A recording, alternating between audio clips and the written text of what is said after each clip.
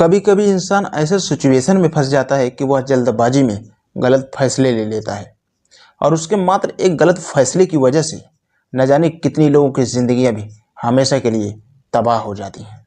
आज की कहानी में भी सेम कुछ ऐसा ही होता है, जिसकी वजह से न सिर्फ एक व्यक्ति हमेशा के लिए इस दुनिया को छोड़ के चला जाता है, बल्कि उसके बाद 3 लोग सलाखों के पीछे भी पहुंच जाते हैं। वाकई में दोस्तों, आज की जो कहानी है यह आपको भी सोचने पर मजबूर कर देने वाली है। तो नमस्कार दोस्तों, मैं जेपी पाल भोजपुरिया उत्तर प्रदेश जिला जौनपुर से। आज की जो एक घटना है, ये घटना उत्तर प्रदेश की है। उत्तर प्रदेश का एक जिला पड़ता है अंबेडकर नगर, और इसी अंबेडकर नगर का एक थाना पड़ता है बेवाना। बेवाना थाने के अंतर्गत एक गांव आता है भीतरी डीह। बात कर रहा हूं मैं 11 जून 2023 की सुबह के 7 बजे के आसपास की। दरअसल भीतरी डीह गांव के आसपास में ही एक स्कूल है जिसका नाम है AK पब्लिक स्कूल।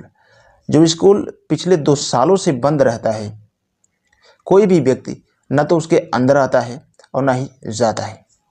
सुबह के 7 बजे के आसपास एक व्यक्ति जब शौच के लिए उस रास्ते से गुजर रहा था तो देखता है कि स्कूल के अंदर से काफ़ी मात्रा में धुआं उठ रहा है।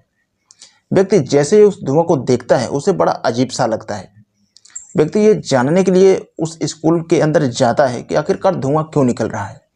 लेकिन व्यक्ति जैसे ही स्कूल के अंदर एंट्री करता है तो वहाँ पे देखता है कि आग ही नहीं जल रहा है, बल्कि आग के अंदर एक मानव शरीर भी था।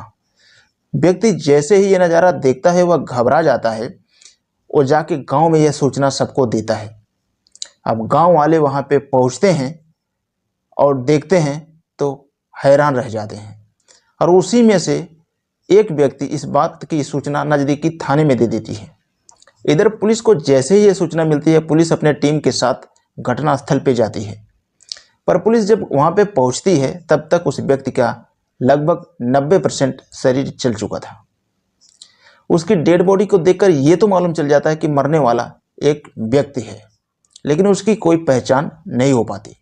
पुलिस जब घटनास्थल की बारीकी तरीके से मुआयना करती है तो उस घटनास्थल पे कुछ नशीली दवाइयाँ मिलती हैं और एक कॉन्डोम का पैकेट भी मिलता है। पुलिस उन सारे सबूतों को इकट्ठा करके और डेड बॉडी को सबसे पहले पोस्टमार्टम के लिए भेजती है और फिर इस केस की छानबीन करना जारी रखती है। लेकिन पुलिस के सामने भी सबसे बड़ा चैलेंज ये हो जाता है कि जब तक मरने वाले व्यक्ति का शिनाख्त नहीं हो जाता, पुलिस इस केस में एक कदम भी आगे नहीं बढ़ सकती थी। लेकिन पुलिस के लिए सबसे बड़ी बात यह भी था कि मरने वाले व्यक्ति का पहचान कैसे हो सके, क्योंकि न तो उसका कोई फोटो था और उस घटनास्थल पे जो प्रमाण मिला था उससे उसकी कोई पहचान भी नहीं हो रही थी। पुलिस एरिया के तमाम थानों में पूछताछ करती है, लेकिन किसी भी थाने में कुछ पता नहीं चलता है। पुलिस को समझ नहीं आता कि इस केस को आगे कैसे बढ़ाया जाए, लेकिन पुलिस भी अब इसका खुलासा करने के लिए जिद पे उतर जाती है। दरअसल जो घटनास्थल पे कंडोम मिला था वो कंडोम टाइम मैक्स कंपनी का रहता है। पुलिस को इतना तो यकीन हो जाता है कि जिस व्यक्ति का हत्या हुआ है, इस पूरे अपराध में एक व्यक्ति का हाथ नहीं हो सकता है। पुलिस एरिया के तमाम दुकानों में जाती है और उस कंडोम के बारे में पूछताछ करती है कि इस तरह का कंडोम कौन सी दुकान पे बिकता है। पर पुलिस जितने भी दुकान पे जाता है, ये सारे के सारे दुकानदार एक ही जवाब देते हैं कि साहब, इस कंपनी का कंडोम हमारे इलाके में बिल्कुल ही सेल नहीं होता है। पुलिस उस कंडोम के जरिए कंपनी से जाके मुलाकात करती है और कंपनी से पूछताछ करती है कि आपका प्रोडक्ट कौन कौन से शहर में बेचे जाते हैं। कंपनी जवाब देती है कि साहब, हमारा प्रोडक्ट मैक्सिमम दिल्ली या फिर पश्चिमी उत्तर प्रदेश में सेल होता है। पुलिस को इतना पूरा यकीन हो जाता है कि शायद अपराधी या तो दिल्ली के होंगे या फिर पश्चिमी उत्तर प्रदेश के होंगे। इसीलिए 10 जून को भीतरी डीह गांव के अंदर जितना भी मोबाइल एक्टिव था उन सब का डम डेटा निकलवाती है। हालांकि यह काम इतना आसान नहीं था, लेकिन पुलिस के सामने कोई रास्ता भी नहीं बचा था। उस डेटा को जब चेक करना शुरू करते हैं, सारे डेटा को स्टेट वाइज अलग करते हैं। स्टेट वाइज जब अलग करते हैं तो आखिरकार उसमें से 11 नंबर ऐसे मिल जाते हैं जो पश्चिमी उत्तर प्रदेश का था। पुलिस जब उन 11 नंबरों में चेक करती है तो उनमें से 4 ऐसे नंबर मिल जाते हैं जो पश्चिमी उत्तर प्रदेश के सहारनपुर जिले का था। उन 4 नंबरों पे पुलिस को शक हो जाता है।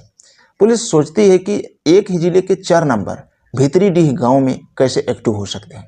इसीलिए पुलिस उन चारों नंबरों में से एक नंबर पे फ़ोन करती है। पुलिस जब उस नंबर पे फ़ोन करती है तो वो नंबर स्विच ऑफ था।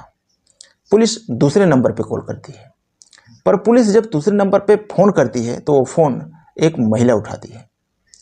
पुलिस जब उस महिला से इन चारों नंबरों के बारे में पूछताछ करती है तो महिला चारों नंबरों को पहचानती ही नहीं, बल्कि चारों के बारे में पूरा हिस्ट्री बता देती है।